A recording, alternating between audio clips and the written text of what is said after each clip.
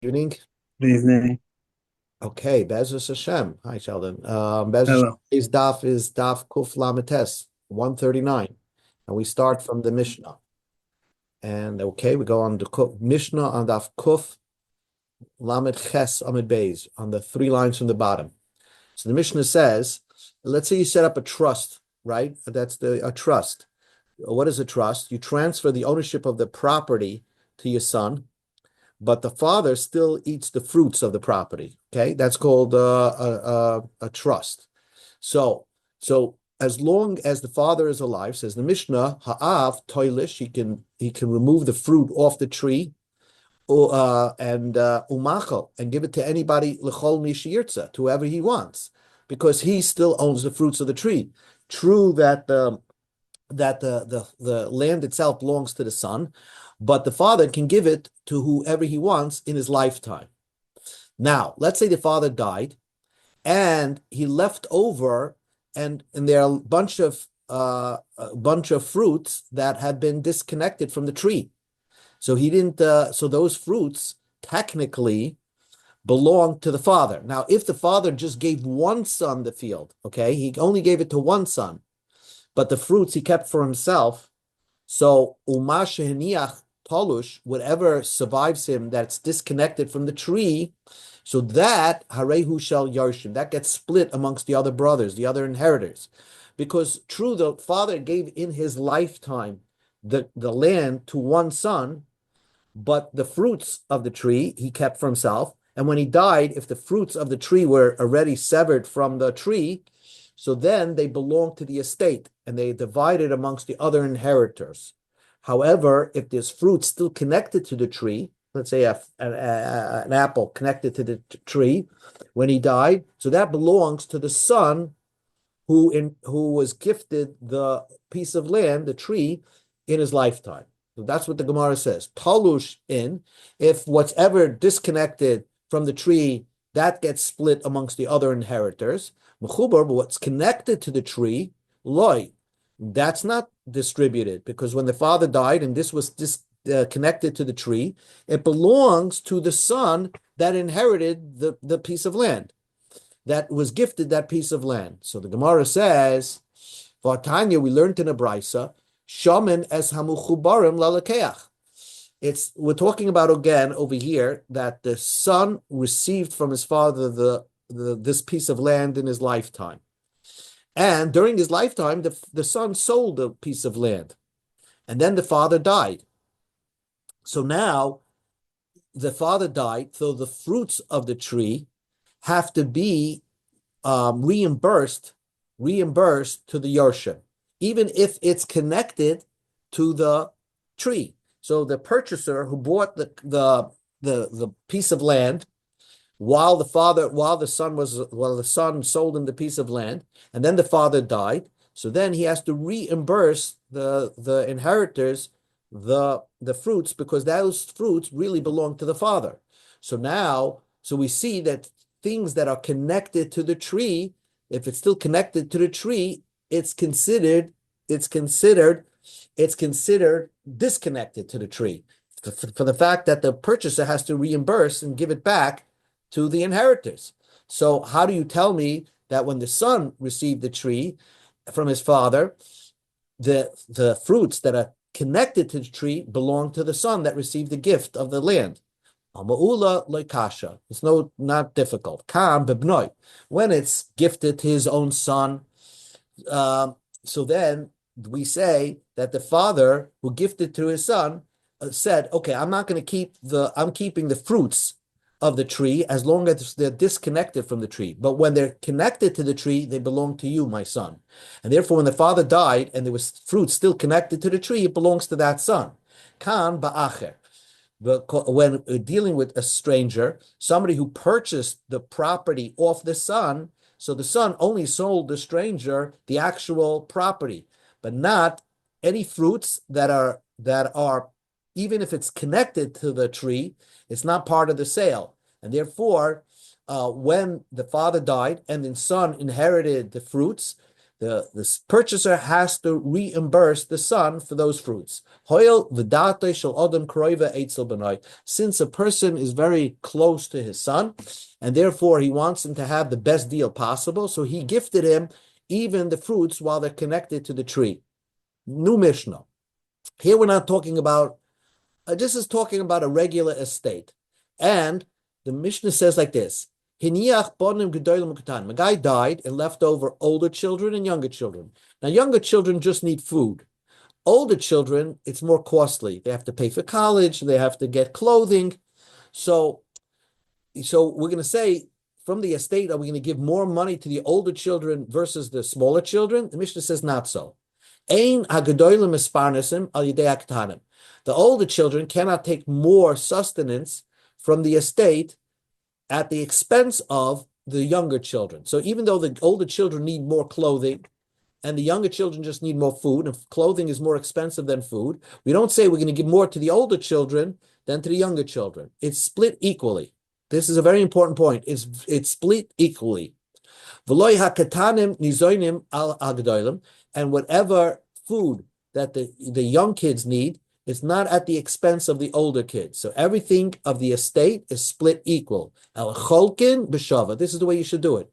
You split everything equally, no fights. Let's say the older children, the estate wasn't split up yet. Nasuga hagadolim. The older children got married. Let's say they got married in the sands or whatever. So then Yisu hakatanim. When the younger children get older, they have the same rights as the older children, and they get married the same amount of money. V'im amru hakatanim. Now, this part of the Mishnah we're going to explain in the Gemara, but we'll explain it now. Let's say the father made a Hilton wedding in Manhattan while he was alive for the older children. So now that he dies, can the younger children who are now inheriting say, oh, part of this inheritance is supposed to pay for my wedding, which should be in the Hilton, because when my father was alive, he made weddings in the Hilton. No, we don't say that. If the younger kids say, we're getting married, even the way you got married, and even if daddy said he's going to do the same thing when he was alive, when you get married, we don't listen to the ketanim. Whatever the father gave and married off the older children, that was done back then. But now the estate has to be split equally. Again, man left over older daughters and younger daughters. So older daughters need a dowry. Younger daughters need food. The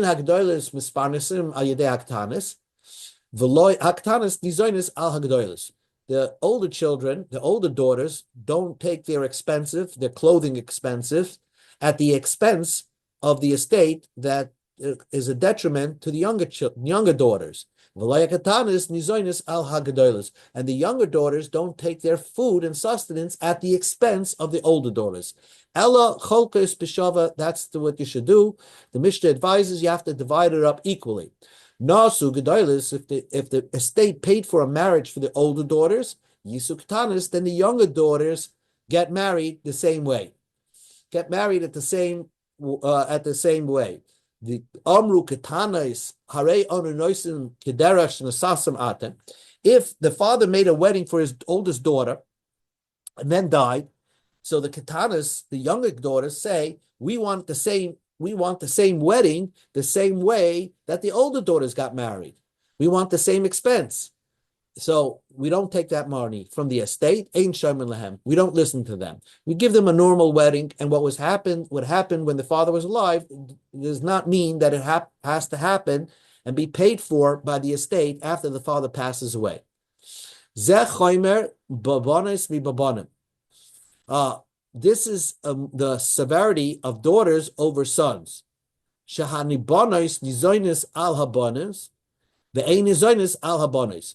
When it comes to food, the daughters take food, and the boys, if there's nothing left, because the daughters are taking everything, the boys go around collecting, because Chazal instituted that it's not proper for the girls to go scrounging around for food. So if there's this money in the estate to feed the daughters, you'll feed the daughters at the expense of the boys.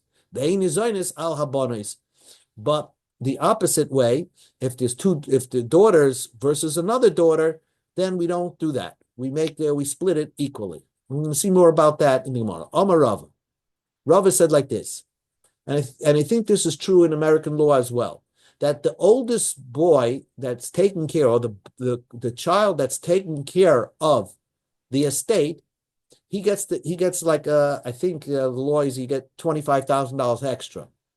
So, but Rava said like this: Hi Gedoil Achi, the oldest boy, the oldest brother, that took from the estate to buy fancy clothing, it's okay. The levash mikasei besa, my David of it. Whatever he did is okay. In other words, if he took extra clothing to pay for a biryoni suit, then we let him get away with it. He doesn't have to pay the estate back. And the reason is because all the other brothers want him to have a fancy suit, so he'll be able to transact in a better manner on behalf of the estate. So they want him to look good. Says the Gemara of Anan Tanan, Ein Hagdoilem Misparnasin Al Ktanim. We learned, not true, that one child cannot take clothing at the expense of the other child. So how are we giving the one brother more clothing, fancier clothing, at the expense of the other children? And says the Gemara, Masnisim Bishracha. Our Mishnah is talking about that this one child is a person not working. It's not that it's the brother that's handling the affairs of the estate. It's the Batlin brother. So of course he cannot take extra money for clothing. Says the Gemara, the Shracha, the Batlin brother, the one that's not working, Pshita, of course he can't take extra from the estate. And says the Gemara, Mahu the same. I would have thought that we let a brother that just can't get it together, right? He just can't dress like a mensch. Nichele, the other brothers are okay that he takes more for clothing, the loy ninval, so he shouldn't look disgusting. He shouldn't look disgusting, and maybe it'll be a bad, it would give the rest of the kids a bad name. Kamash Malan, we don't say that. And he has no right to take extra money for the clothing. Knasu Gedolim Yisu Katana. My comment, what does the Mishnah says? As we explained it in the Mishnah. Amar Rabbi Yehuda said, Hachi Kamar. This is what the Mishnah means to say. Nasu Gedolim La'acha Misas Aviyam. Let's say the older children got married after the father died. Let's say they got married in the sands. So then, Yisu Katanim La'acha Misas Aviyam. Then the younger children can get married the same way the older children got married from the estate. So if you made a wedding with the older children from the estate, then the younger children also can demand an equal wedding from the estate. Let's say the older children got married when the father was alive, and the father said he made this lavish wedding, and then even the father said, I'm going to do the same for all my children. And then he died.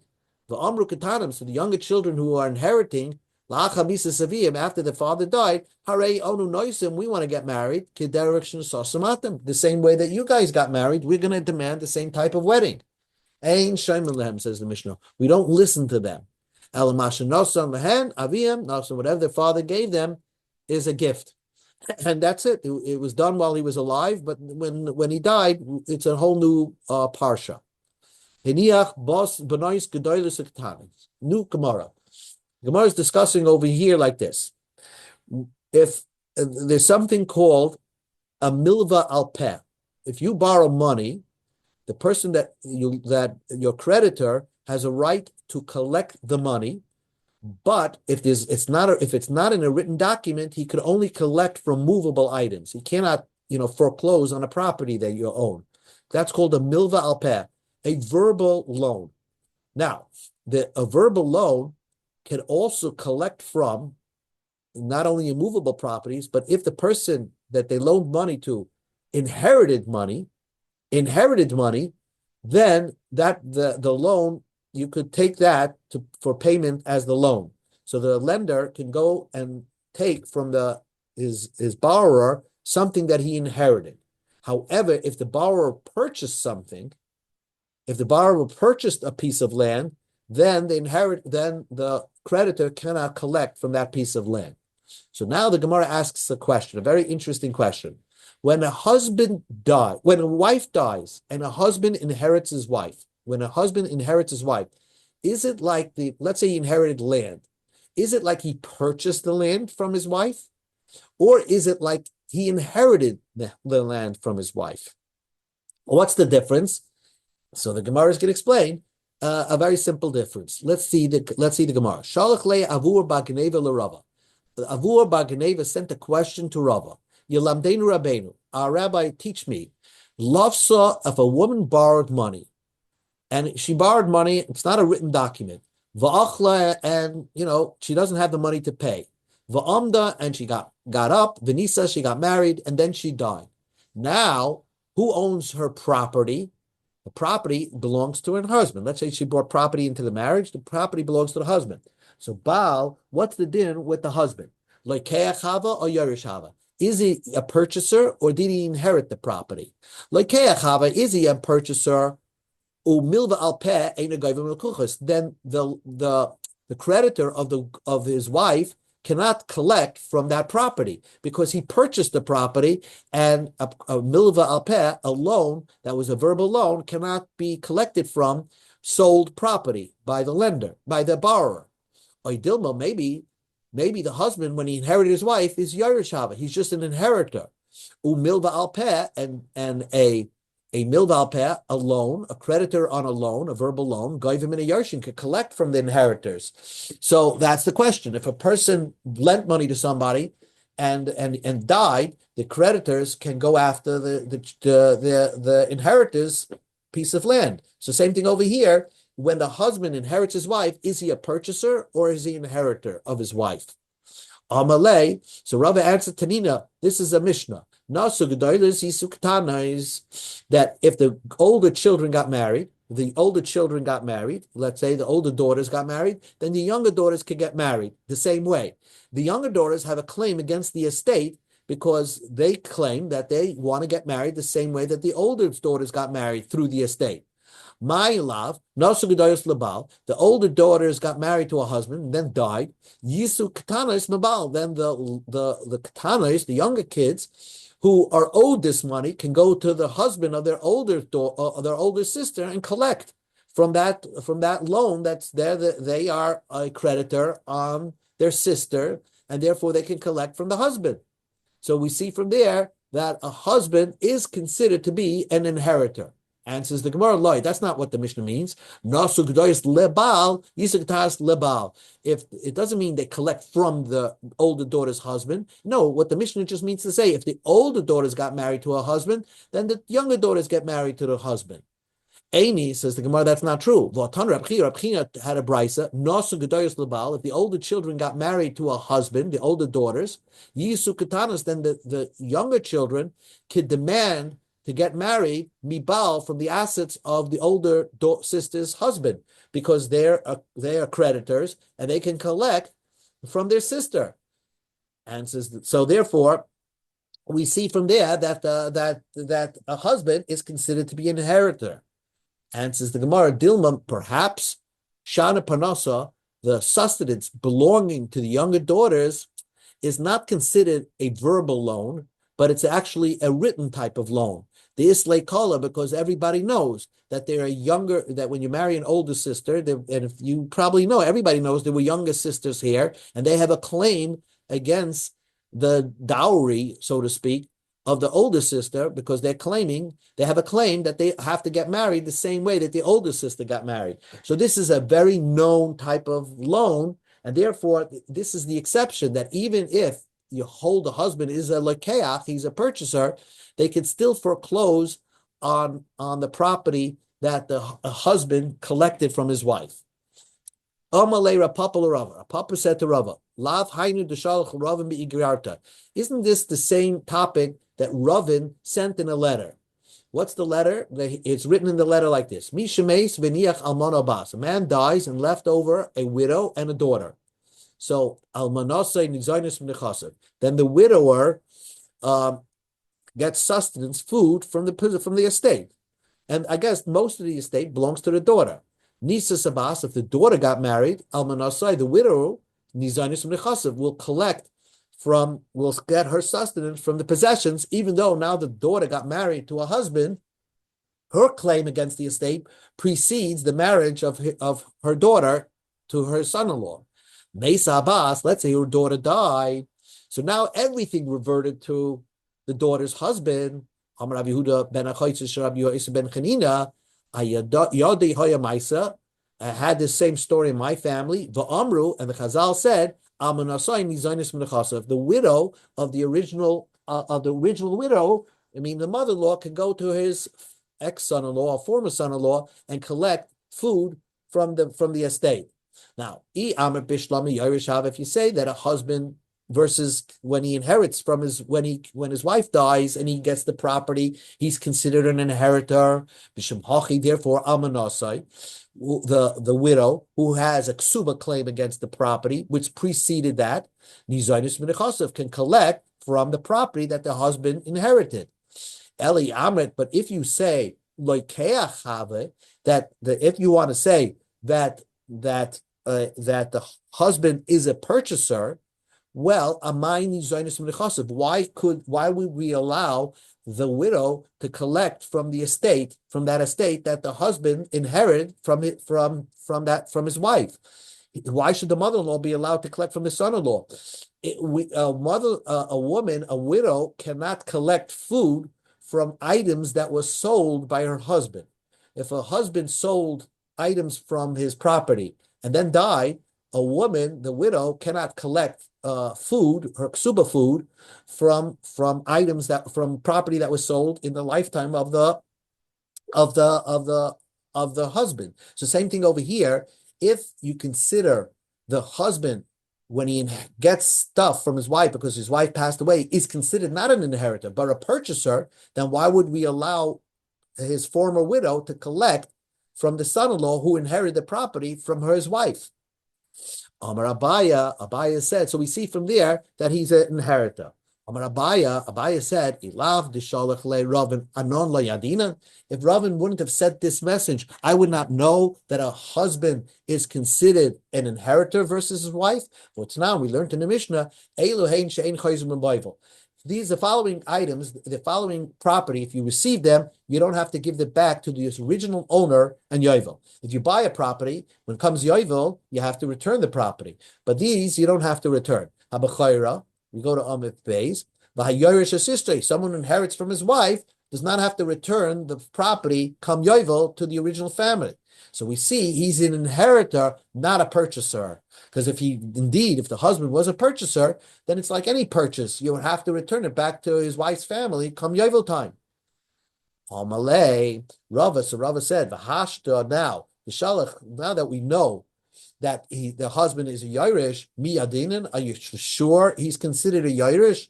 Rabbi Yosef bar Chanina said, Usha hiskinu, when the Sanhedrin was in Usha, they made a new edict.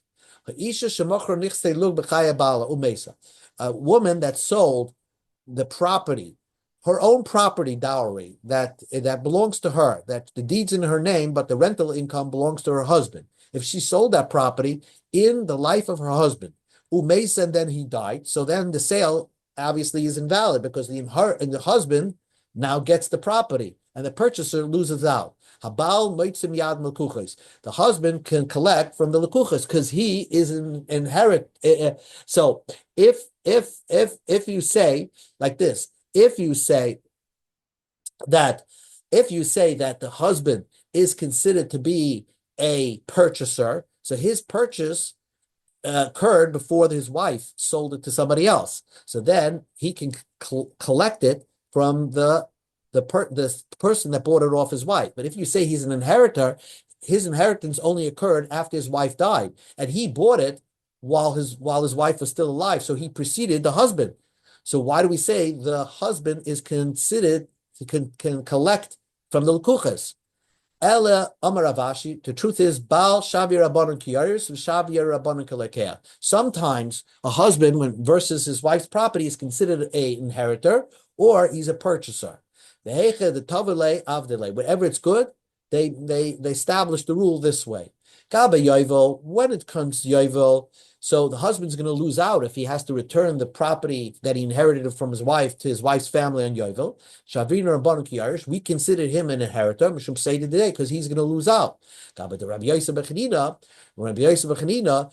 this case over here, if the woman sold the property, Shavina Rabbanon Kiyarish, Mishum say today, he's going to lose out if his wife sold the property in his lifetime. He's going to lose out. So then the Rabbanim made him like a purchaser preceding the sale from his wife, and therefore he can actually take back the property that his wife sold in her lifetime, and now she died. He takes it back because he's considered a purchaser that purchased the property prior to the second purchaser.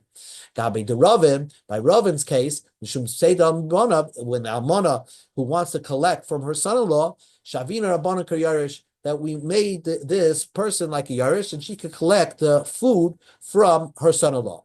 Says the Gemara, but it's going to lose out.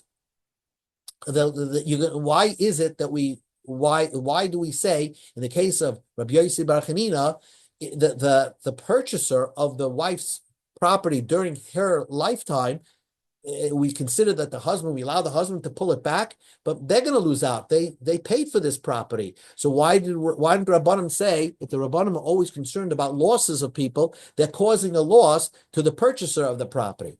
And says the Gemara, Hasam over there, Inhu Afsidu Anafshe. They caused their own loss. They bought a property from a married woman. Kivin the Ikabal, since the husband,